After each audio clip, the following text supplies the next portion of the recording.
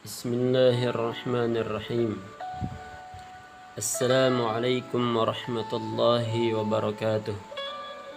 Alhamdulillah, wassalatu wassalamu ala rasulillah, amma ba'du. Pemirsa yang dimuliakan oleh Allah subhanahu wa ta'ala, pertemuan kita kali ini kita akan mempelajari bagaimana adab pergaulan sesama muslim. Karena yang dinilai oleh manusia adalah hubungan kita dalam kehidupan sehari-hari, bukan ibadah kita, bukan sholat kita, bukan seberapa banyak bacaan Quran kita, bukan seberapa kuat sholat tahajud kita, tetapi yang dilihat adalah bagaimana kita bergaul, bersikap, bertutur kata dalam kehidupan sehari-hari. Maka untuk itu, untuk yang pertemuan kali ini kita akan membahas bab pergaulan sesama muslim.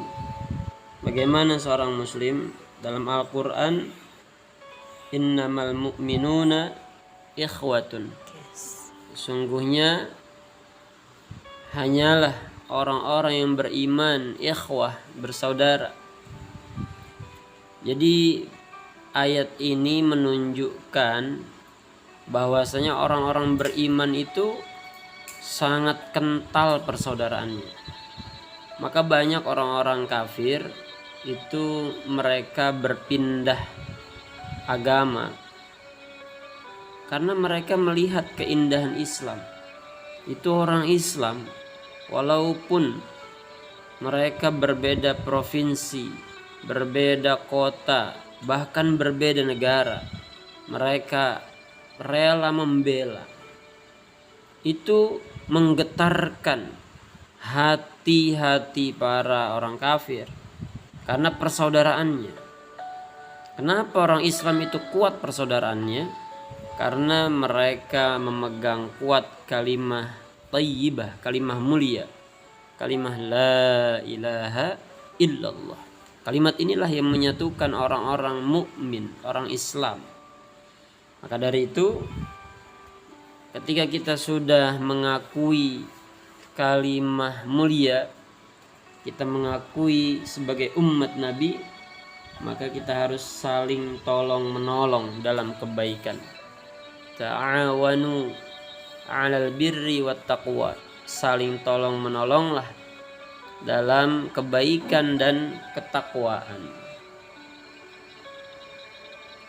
Ini sangat penting. Jadi dalam hal kegiatan komunitas, kita bergabung dengan kumpulan, bagaimana kumpulan itu, komunitas itu mendorong kita kepada dua hal ini, kepada kebaikan dan kepada ketakwaan. Kalau keluar dari itu, maka kita harus cepat-cepat ambil sikap. Kemudian selanjutnya, seorang mukmin sejati hendaknya bersifat mendahulukan kepentingan orang lain atas dirinya. Inilah sifat sahabat radhiyallahu anhu. Rasa-rasanya mengamalkan adab kedua ini berat nih zaman sekarang. Kita sebagai orang akhir zaman ini berat. Ini sifat sangat tinggi. Makomnya ini makom orang-orang hebat ini. Orang-orang yang peduli tingkat tinggi kepada orang lain. Ini namanya sifat isar. Wa yu'siruna ala anfusihim walau kana bihim khassasah. Mereka orang-orang Ansor mempedulikan orang-orang muhajirin yang berhijrah ke Madinah, sehingga mereka rela memberikan keperluan-keperluan mereka walaupun sebenarnya mereka sedang memerlukan. Nah, ini di kondisi zaman sekarang ini sulit untuk mengamalkan sifat ini, adab ini.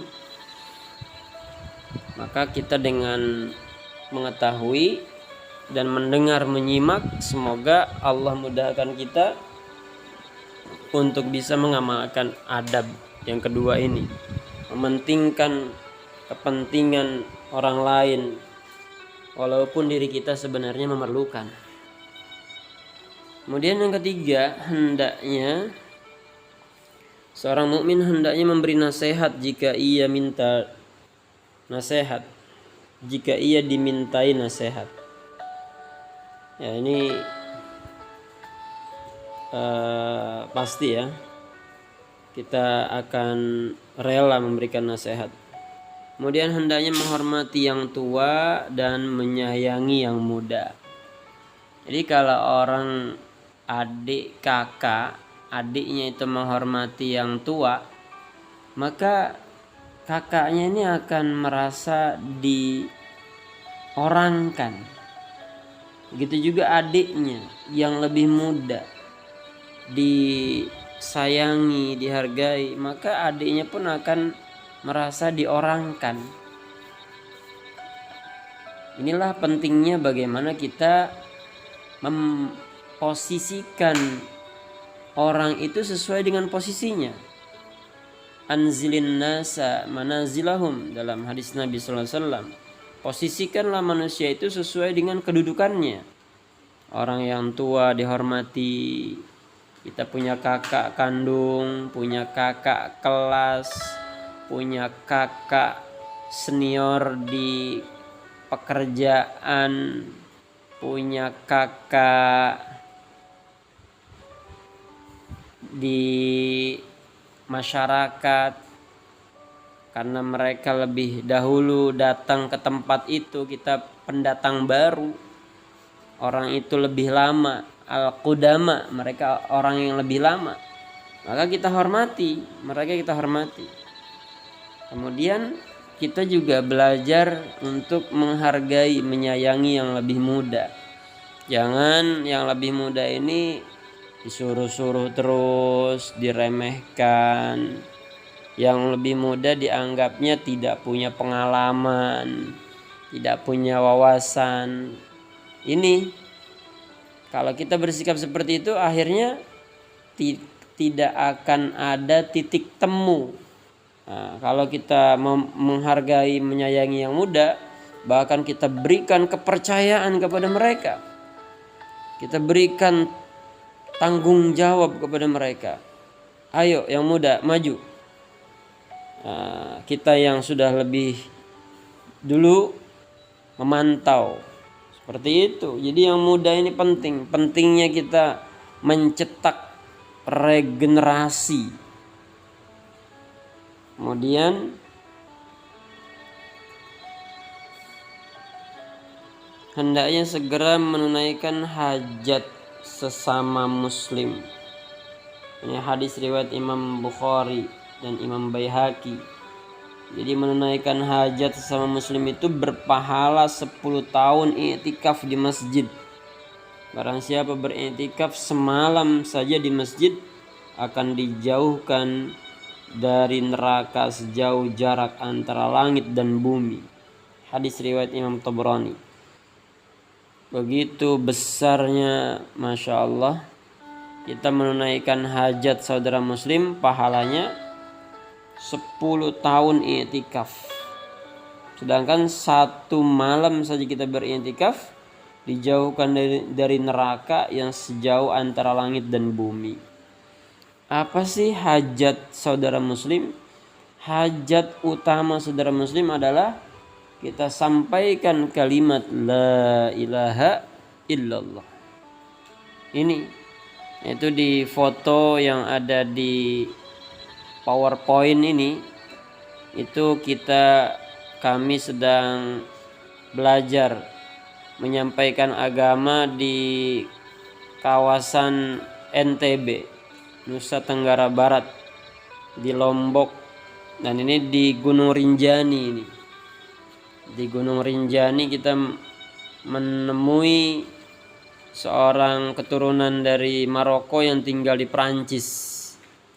Nah, ini alhamdulillah dia non muslim, kita sampaikan hajat beliau, yaitu pentingnya kalimat la ilaha illallah. Akhirnya beliau pun masuk Islam. Masya Allah. Kami bicara dengan berbahasa Inggris. Alhamdulillah beliau mau mengucapkan kalimat thayyibah, walaupun awalnya agak ketakutan, ngeri. Can you follow my speaking? Ashhadu alla. Oh no. Don't worry brother. Don't be fear. Jangan takut saudaraku. If you say this sentence, you will be saved in this world and hereafter. Apabila kamu mengucapkan kalimat mulia ini, kalimat la ilaha illallah ini, kamu akan selamat dunia akhirat. Baru akhirnya beliau mau mengucapkan kalimat tersebut. Nah, ini hajat saudara muslim kita tunaikan. Kemudian hendaknya saling mengunjungi sesama muslim. Nah, kita sebagai muslim, jika jauh saling mendoakan, jika dekat saling mengunjungi, dan kalau sudah mengunjungi kita saling menasehati. Ada langkah-langkahnya. Membantu orang yang ingin membantu saudaranya semuslim itu tanda kasih sayang dan usaha menghidupkan lingkungan yang baik. Kemudian hendaknya ikut bergembira jika orang lain mendapat kesenangan. Kita ini kalau ada orang dapat kesenangan, kesel, marah, gedeg, kesel, gondok. Wah, ini namanya bukan muslim, ini namanya. Ini namanya sifatnya bukan sifat mukmin, tapi sifat setan, ria, iri, dengki kalau lihat orang dapat kesenangan. Justru kita harus senang, ucapkan tahniah. Selamat ya Pak, selamat saudaraku, congratulations, selamat. Itu kita kasih selamat. Wajib menolong sesama muslim yang dizolimi oleh orang kafir. Wah, ini apalagi ini kalau dizolimi. Maka kita harus bergerak, berpikir, melakukan pembelaan. Ini hadis riwayat Muslim. Kita harus melakukan pembelaan.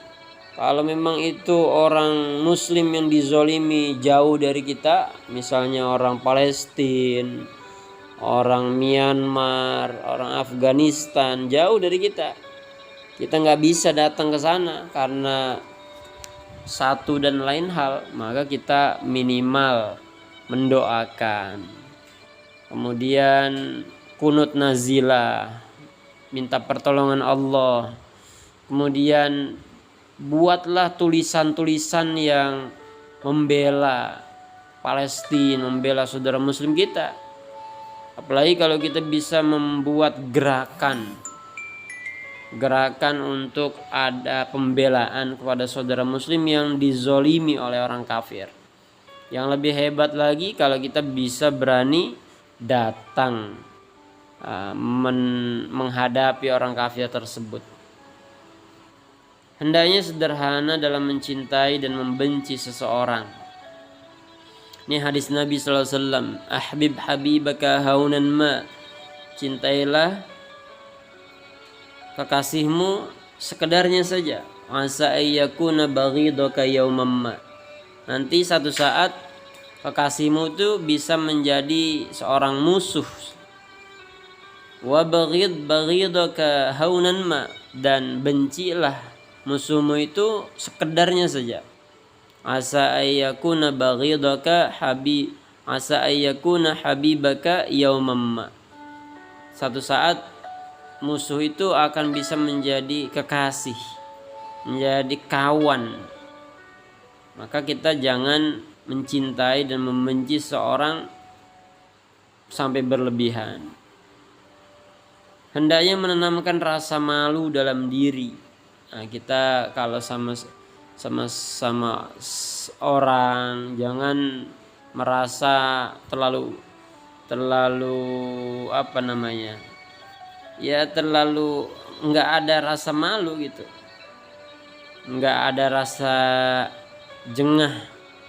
Walaupun kita di rumah temen, ya kita harus ada rasa minder gitu. Rasa malu itu penting. Hendaknya selalu memaafkan kesalahan di antara sesama muslim. Ini memaafkan kesalahan ini berat. Memaafkan berat, apalagi memberi maaf. Makanya dalam Al-Quran itu ayatnya wal afina 'anin nas, memberikan maaf kepada seluruh manusia. Karena memberikan maaf lebih berat daripada meminta maaf. Meminta maaf aja berat, apalagi memberikan maaf. Masya Allah. Inilah sifat takwa. Salah satu sifat takwa adalah mudah memberikan maaf.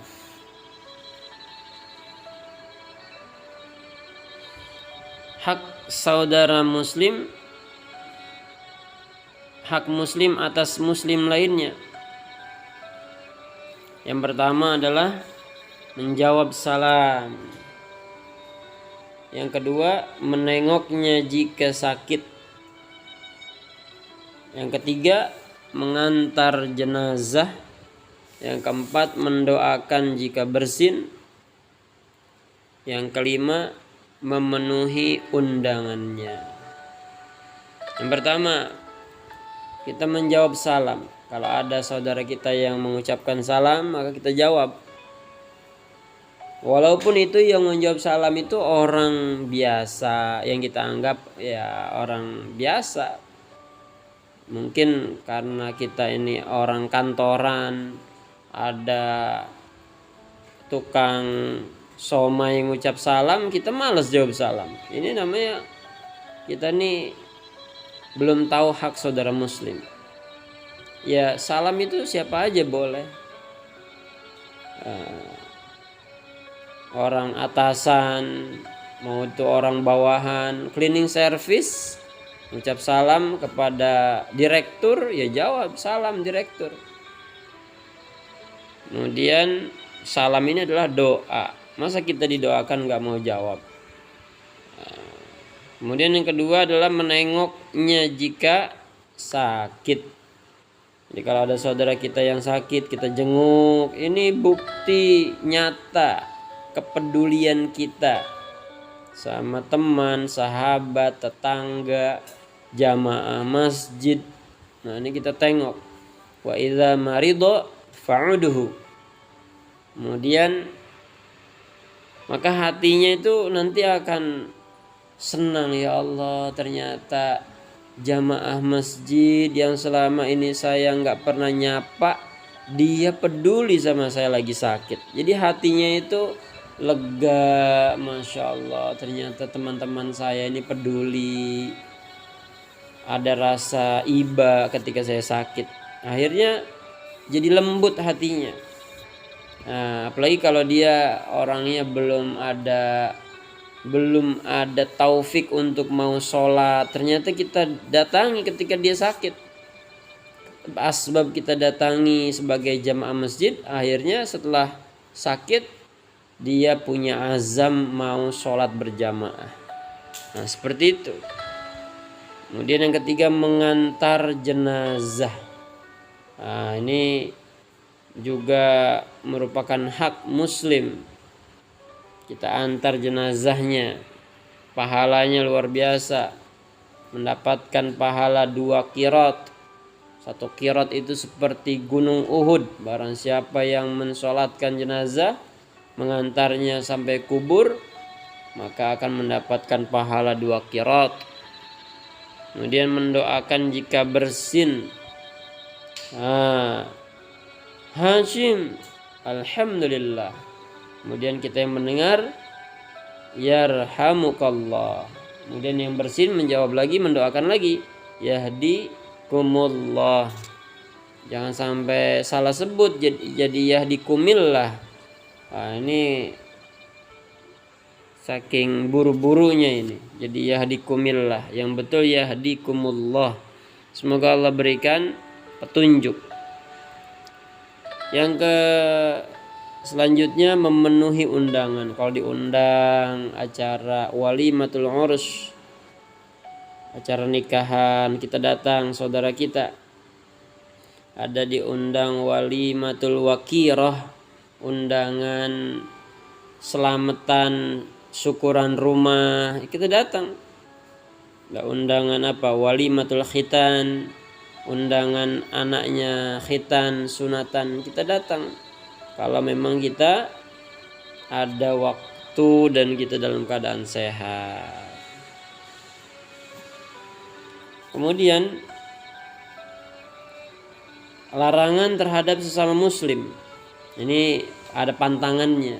Yang namanya kita hidup itu ada vitamin, ada jamu, dan ada pantangannya.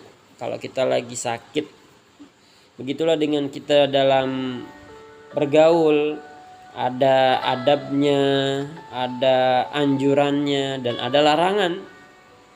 Larangan inilah yang menunjukkan tanda adilnya Allah Subhanahu wa taala.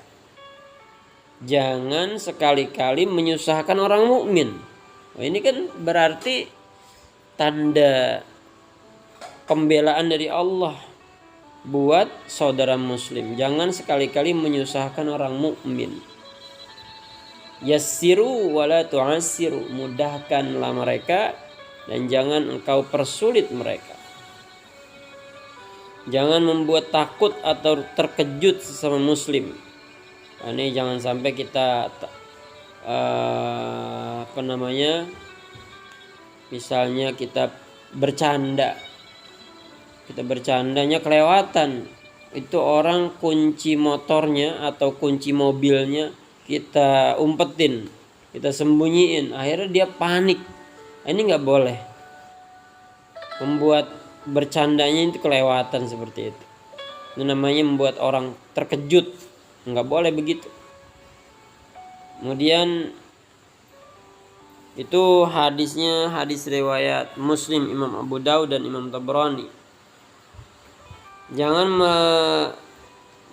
meremehkan sesama muslim. Ini juga nggak boleh, walaupun pada zahirnya lebih rendah, tapi dalam hati mereka ada kalimat tauhid yang mulia.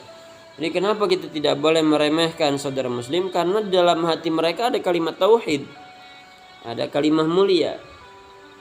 Jadi kita, karena itu orang beda partai, beda gerakan Islam, beda komunitas, akhirnya kita mudah meremehkan orang. Padahal dia muslim, dia itu dalam hatinya ada kalimat mulia, kalimat tauhid. Kemudian jangan membuat marah orang lain.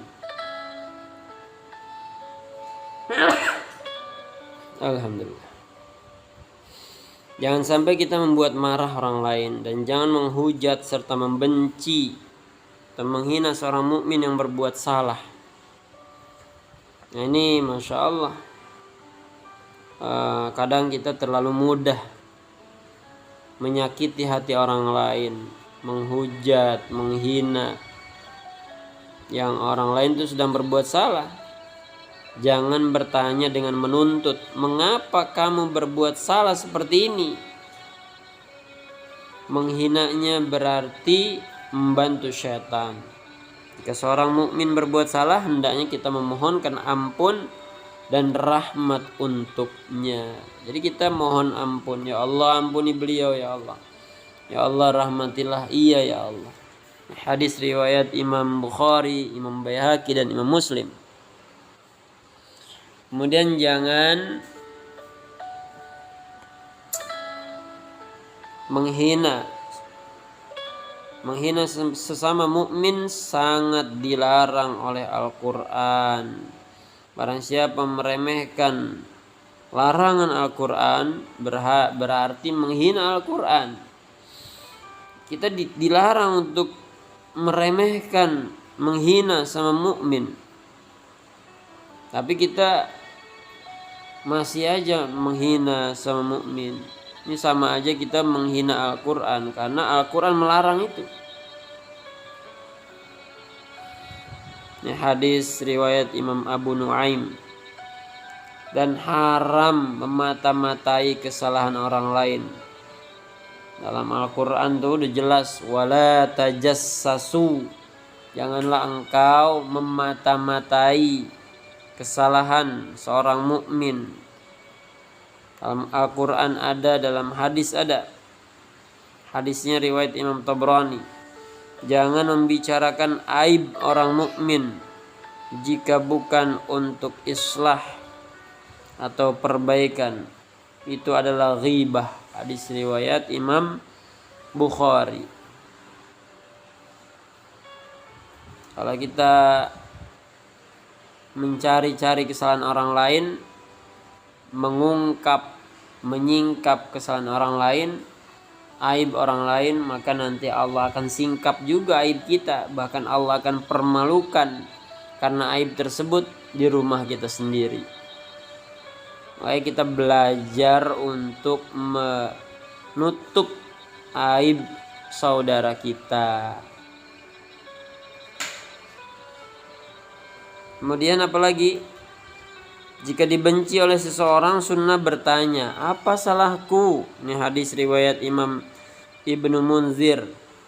Jadi kalau ada orang sinis, matanya melihatnya kayaknya nggak seneng, tanya, maaf Pak, saya ada salah apa ya Pak? Kayaknya Bapak ngelihat saya nggak enak banget nih. Jadi kita tanya. Kemudian jika bertengkar dengan seseorang, disunahkan agar segera menyatakan sayang kepadanya. Hadis riwayat Imam Tabrani. Jadi kita kalau sudah bertengkar, sudah selesai, ya kita harus minta maaf dan kita ungkapkan bahwasanya kita ini ya kita ini sayang karena Allah, benci karena Allah. Jangan memutus hubungan sama muslim melebihi 3 hari. Ini hadis riwayat Imam Bukhari. La yahillu li muslimin an yahjura akhahu fawqa salasin. Tidak halal bagi seorang muslim untuk diem-dieman, ngambek-ngambekan lebih dari 3 hari. Ini jangan sampai seperti itu. Ini kadang-kadang kita terlalu ego, terlalu mengikuti hawa nafsu, akhirnya diam-diaman, ngambek-ngambekan sampai lebih dari 3 hari. Padahal dilarang dalam hadis Nabi SAW. Semoga bermanfaat dan semakin Allah perbaiki diri kita, dan semoga kita bisa menjadi bintang di lingkungan masyarakat kita. Amin ya rabbal alamin. Subhanakallahumma bihamdika asyhadu an la ilaha illa anta astaghfiruka wa atubu ilaik. Assalamualaikum warahmatullahi wabarakatuh.